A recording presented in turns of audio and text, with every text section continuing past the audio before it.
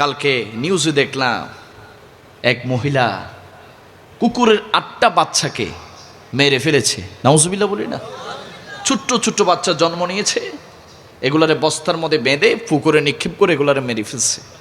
সারা media তোলপাড়, সারা দেশ তোলপাড়, আবেগ, কেন মারলো? হ্যাঁ, প্রাণী হত্যা করা মহাপাপ, এটা আমরা জানি, এটা আল্লাহর নির্দেশ।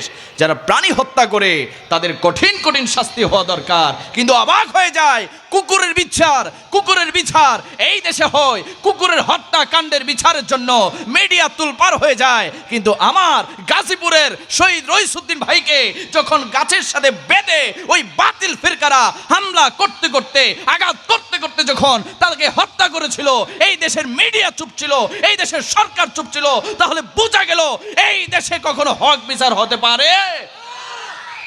এজন্য সুন্নিয়তের বিচার করার জন্য সুন্নিয়তের প্রতিনিধি সংসদে পাঠানোর দরকার আছে না নাই? আওয়াজ মিলে আছে না নাই? আর না হলে তো আমাদের পক্ষ হয়ে কেউ কথা বলবে না, বলে না। রাগ করবেন না বাবা, নৌকা বলেন আর ধানের শীষ বলেন, কেউই সুন্নিদের নয়। শুধুমাত্র ভোটের জন্য তারা একটু আপনার সাথে মিশবে। প্রকৃত সুন্নি তারা যাদের অন্তরে নবীর প্রেম আছে, ঠিক কিনা? সুন্নি যে এটা প্রমাণ দিবেন সামনে, সুন্নি আলেম দাঁড়ালে। এছাড়া মুখে শুধু মিলাদ করি লাভ নাই, হাসরের ময়দানে জবাব দিতে হবে।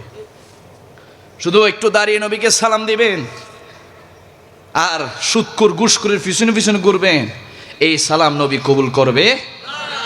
এজন্য সাবধান হয়ে যান, ঈমান আকীদাকে মজবুত করেন। আল্লাহ পাক আমাদের প্রত্যেককে বোঝার তৌফিক দান করুক।